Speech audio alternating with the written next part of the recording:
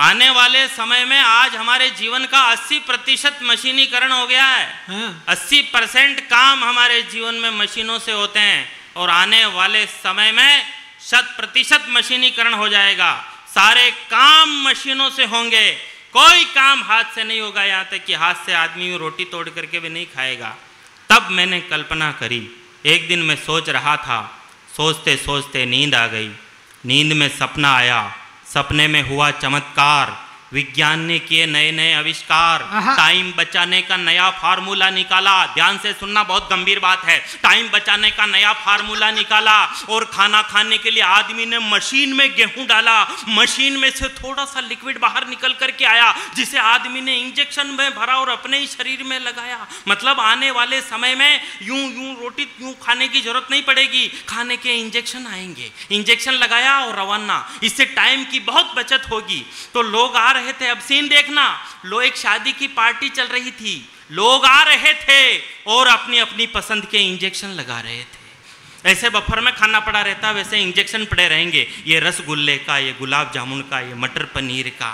आनंद लेना, तालियां वालियां बजाते रहो, बीच बीच में आनंद लेना।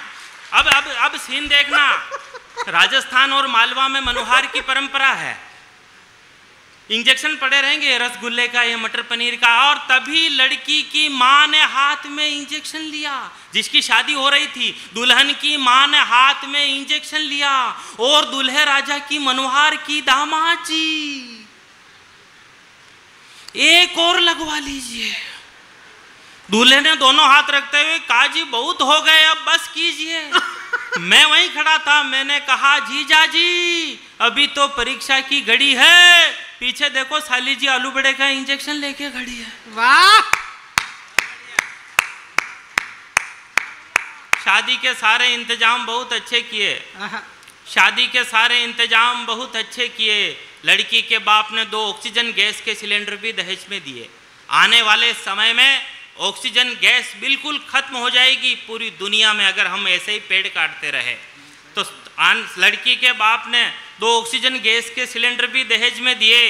सुहाग रात में दूल्हा और दुल्हन दोनों सजे धजे थे, दोनों के पीछे ऑक्सीजन गैस के सिलेंडर लगे थे। जैसे ही दूल्हे ने दुल्हन का घूंघट उठाने की कोशिश की, जैसे ही दूल्हे ने दुल्हन का घूंघट उठाने की कोशिश की, उस बेचारे की किस्मत ही सो गई। अचानक पीछे सिलेंडर में गैस खत्म हो गई। कहा, प्रिय तुम चिंता मत करो, मैं अभी वापस आता हूं और अपने बूढ़े दादाजी का सिलेंडर उठा के लाता हूं। एक सिलेंडर से उनकी तो रात कट गई, सुबह सुबह होते होते दादाजी की फाइल निपट गई। वृद्धा आश्रम में बैठे हो जब दोनों ही नाना नानी, तब बच्चों को कौन सुनाए मर्यादा की राम कहानी। कुछ परंपराएं अच्छी थी, मौसम सिंदूरी था, हमने वो सब मिटा दिया जो बहुत जरूरी था। तब कहता हूँ काश हम रूढ़ीवादी होते, बच्चे नहीं बिगड़ते घर घर में जो दादा दादी होते हैं। बच्चे नहीं बिगड़ते घर घर में जो दादा दादी होते हैं। मेरे मोहल्ले में चोर आ गया एक दिन। आपको ऐसे ही लग रहा है मैं बहुत पढ़ा लिखा और बहुत इंटेलिजेंट आदमी हूँ। मोदी जी ने प्रधानमंत्री बनते ही सबसे पहले मुझे फ़ोन किया था। अच्छा, हाँ ऐसा नहीं है, मैं सच बोल रहा हूँ, ऐसा नहीं है। ये इतने लोग मंच पर बैठे हुए हैं, सब बैठे हुए हैं, मैं सबकी कसम खा कर कहता हूँ मैं सच बोल रहा हूँ।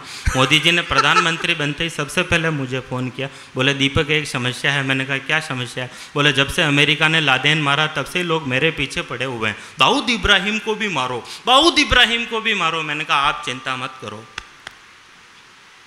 मैंने मार दिया। उन्होंने पूछा कैसे है? मैंने कहा दाऊद इब्राहिम ने जब अपनी बेटी की शादी की, मजे लेना, दाऊद इब्राहिम ने जब अपनी बेटी की शादी की तो बड़े बड़े हस्तियों को खाने पे बुलाया। अमिताभ बच्चन, शाहरुख खान, सलमान खान, आमिर खान, सैफ अली खान, एफली खान, पैफली खान, पता नहीं किस किस को बुलाया, मुझे नहीं बुलाया। जब से ही मेरे लिए मर गया। क्या लेना देना अपने को यार। हाँ, मैं क्या कह रहा हूँ, आप मेरे मोहल्ले में चोर आ गया, मेरी क्या किस्मत हमेशा ही ऐसी ही रहती है। मोहल्ले में चोर आ गया, चोर को मोहल्ले वालों ने सब ने मारा पीटा, खूब दौड़ाया इधर उधर। मैंने भी जोश जोश में 2-4 हाथ मार दिए। अपने भारत वालों की आदत ही है, कहीं सांस्कृतिक कार्यक्रम चल रहा हो तो फट रुक करके 2-4 टिका करके निकलेंगे। कोई एक्सीडेंट हो गया, कोई पड़ा, उसको नहीं बचाएंगे, लेकिन लड़ाई चल रही है तो हाथ जरूर साफ करेंगे। मैंने भी जोश जोश में 2-4 हाथ मार दिए और चोर को पकड़ के अपने घर के बाहर बिठाया। रात में 10, 11, 12 बजे तक पुलिस को फोन लगाया, पुलिस नहीं आई। मोहल्ले वाले एक एक करके सब घर चले गए। लास्ट में चोर और मैं दोनों ही रह गए। लेकिन राजस्थान का आदमी हिम्मत वाला होता है। मैंने कॉन्फिडेंस के साथ हिम्मत जुटाई और चोर को कहा घर जाना। उसने कहा अच्छा पुलिस बुला ना। मैंने मन ही मन भगवान को याद किया, जेब में हाथ डाला और एक 200 का नोट निकाल के चोर को दिया। मैंने कहा मेरी तरफ से बच्चों की मिठाई ले जाना, मेरे बाप घर जा। अब वैसे हालांकि 200 रुपये खर्च करना आप लोगों के लिए कोई खास बात नहीं है, लेकिन मैं तो मास्टर हूँ और आप तो जानते ही हैं मास्टर तो मास्टर ही होते हैं। बहुत पहले की घटना बता रहा हूँ। हमारे चित्तौड़गढ़ के बस स्टैंड पर 3 मास्टर जूस पी रहे थे और मास्टर होकर के जूस पी रहे हैं, यही अपने आप में बहुत बड़ी घटना है। और जूस पीने का तरीका देखना, एक ही जूस की गिलास में 3 नलियाँ फंसा करके जूस पी रहे हैं। ऊपर से 2 भिखारी और आके बोले मारता है, बोले हप, मारता है, बोले हप। एक मास्टर को दया आ गई, बोले तुम दोनों को भी जूस पीना? बोले हाँ, तो जाओ 2 नलियाँ और ले आओ। हमारे वहाँ तो सब्जी खरीदते समय सब्जी वाली से 2-5 रुपए कम करा ले तो आसपास वाले समझ जाते हैं ये मास्टर है। और सब्जी वाली बतावे 20 रुपए किलो और वो बतावे 10 रुपए किलो, तो समझ लो हेड मास्टर है। और उसी सब्जी को 5 रुपए किलो में पूरी सब्जी मंडी में घूम कर लिया हो तो समझ लो जिला शिक्षा अधिकारी है। और मजे अब लेना, पूरी सब्जी मंडी में घूम कर 10-20 भिंडी, 5-7 मिर्ची, बैंगन, टमाटर के साथ सब्जी वाली को भी साथ में ले आवे तो समझ लो ये शिक्षा मंत्री है। तालियां थोड़ी, आपको अगर अच्छा लग रहा हो मुझे एक बार ढंग से तालियां वालियां बजाकर बजाओ, हाथ ऊपर करके ऐसे बजाते। हमारे मध्य प्रदेश में ऐसे नहीं होते हो। हाँ नहीं मध्य प्रदेश में तो अच्छे होते हैं। हाँ। जब तक मैं राजस्थान नहीं पहुंच जाऊं तब तक बहुत अच्छे होते हैं।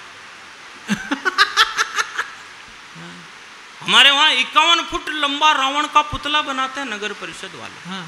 51 फुट लंबा। उस रावण के पुतले को जब स्वयं रावण ने देखा होगा गुरुदेव ऊपर से स्वर्ग में से कि मेरा पुतला और ऐसा, तो उसके मन पर क्या गुजरी होगी। आप 2-3 मिनट के लिए मुझे रावण समझ लेना, बरसात पर ध्यान मत दो, मेरे ऊपर ध्यान दो, मैं थोड़ी मेहनत कर रहा हूँ। उस रावण के पुतले ने देखा होगा कि मेरा पुतला और ऐसा, तो उसके दिल पर क्या गुजरी होगी। एक दिन रावण स्वर्ग से सीधा धरती पर आया, भगवान श्री राम के मंदिर गया, चीखा, चिल्लाया, बोला प्रभु श्री राम त्राहिमाम त्राहिमाम, आपके देश में क्या चल रहा है? मेरा पुतला तक ठीक से नहीं चल रहा है, ये लोग भ्रष्टाचार के सारे रिकॉर्ड तोड़ रहे हैं, ये लोग भ्रष्टाचार के सारे रिकॉर्ड तोड़ रहे हैं और मेरे लिए लाए हुए पटाखे पार्षदों के बच्चे फोड़ रहे हैं। वाह, इन्होंने तो मेरे साथ अब तक की सबसे खोटी कर दी, ये भ्रष्टाचार के सारे रिकॉर्ड तोड़ रहे हैं। अरे आप गलत मत लेना, पार्षद हमारे वहां के हैं। रावण हमारे वहीं बनाते हैं दशहरे। नहीं चिंता मत कर, हमारे यहाँ नगर निगम रावण बनाती भी नहीं है। और हमको जिस दिन रावण की जरूरत पड़ेगी उस दिन खुद तेरे को भीलवाड़ा से बुला लेंगे।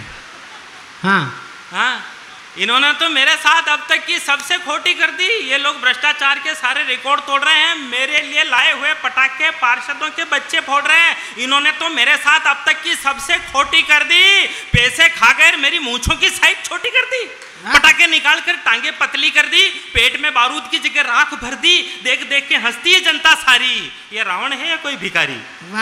हे प्रभु आपने धरती से क्या मुंह मोड़ा, इन लोगों ने मेरे बेटे मेघनाथ तक को नहीं छोड़ा, उसको तो इन्होंने जम करके लूटा, उसको तो इन्होंने जम करके लूटा। जब उसका पुतला जला तो एक भी सूतली बम नहीं फूटा। सिर्फ पटाखे तड़तड़ाए, उसके हाथ में इन्होंने धनुष बाण तक ढंग के नहीं पकड़ाए। किसी भी पार्टी का आदमी हो, हर आदमी पैसे लेता है और इन्हीं लोगों की वजह से मेरा छोटा भाई कुंभकर्ण टीबी का मरीज दिखाई देता है। हे त्रिलोकीनाथ, हे त्रिलोकीनाथ, ये कैसा अभिशाप है। देश राम का है और लोग रावण के भी बाप हैं। देश राम का है। तालियां बजाओ, कविता खत्म हो गई।